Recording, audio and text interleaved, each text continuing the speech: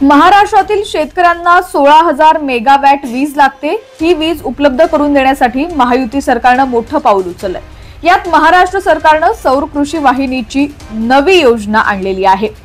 या योजनेच्या माध्यमातून 12,000 मेगावॅट विजेचं कन्व्हर्जन सोलार मध्ये करण्यात आलंय। 1.5 वर्षात याचं काम पूर्ण होणार आहे। राहिलेल्या 4,000चं देखील लवकर काम सुरू होईल।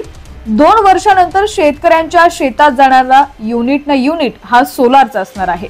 त्यामुळे शेतकऱ्यांना 365 दिवसा वीज मिळेल। इतकंच काय तर त्यांना विजेचं बिल देखील येणार नाहीये, अशी माहिती राज्याचे उपमुख्यमंत्री देवेंद्र फडणवीस यांनी केलंय।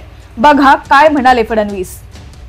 पहिले तर आपल्या सरकारने शेतकऱ्यांकरता महत्त्वाचा निर्णय घेतला। आता आम्ही तुमचं विजेचं बिलच माफ केलेलं आहे।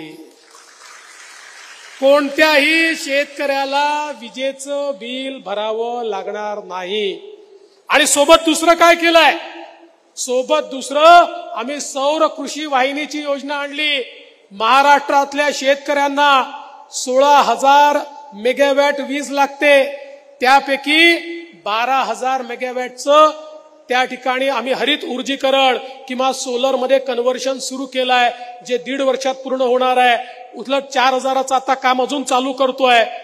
2 वर्षानंतर शेतकऱ्यांच्या शेतात जाणारा विजेचा युनिट हा सोलरचा असणार आहे। त्यामुळे शेतकऱ्यांना 365 दिवसा वीज आम्ही देऊ।